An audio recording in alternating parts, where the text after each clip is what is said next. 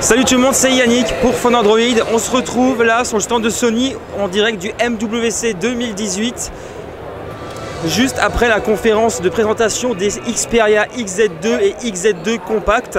Alors la première variante dispose d'un écran de 5,8 pouces au ratio 18/9.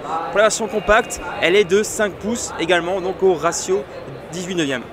Ce qui est le plus frappant au niveau du changement, en vérité, c'est le design, parce qu'effectivement la Sony chamboule les codes établis par rapport au design omnibalance des précédents modèles.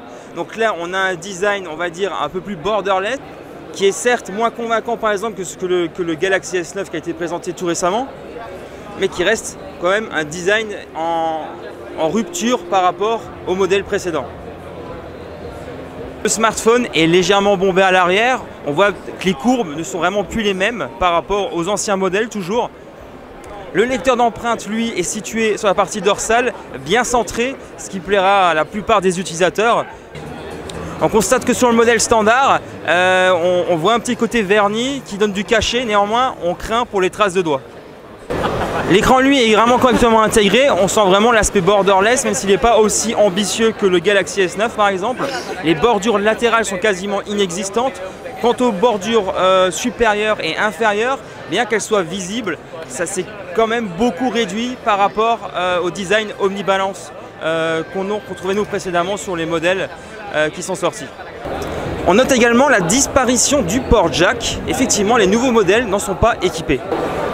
Au niveau de la fiche technique, on y retrouve le SoC Snapdragon 845 couplé à 4 Go de RAM et 64 Go de mémoire de stockage. On retrouve le SoC Snapdragon 845 qui offre des performances, comme vous pouvez l'imaginer, époustouflantes. C'est le SoC haut de gamme de l'année qu'on va retrouver sur la plupart des flagships qui vont sortir. Que ce soit les jeux les plus gourmands ou n'importe quelle application, tout tourne au doigt et à l'œil. L'interface est extrêmement fluide.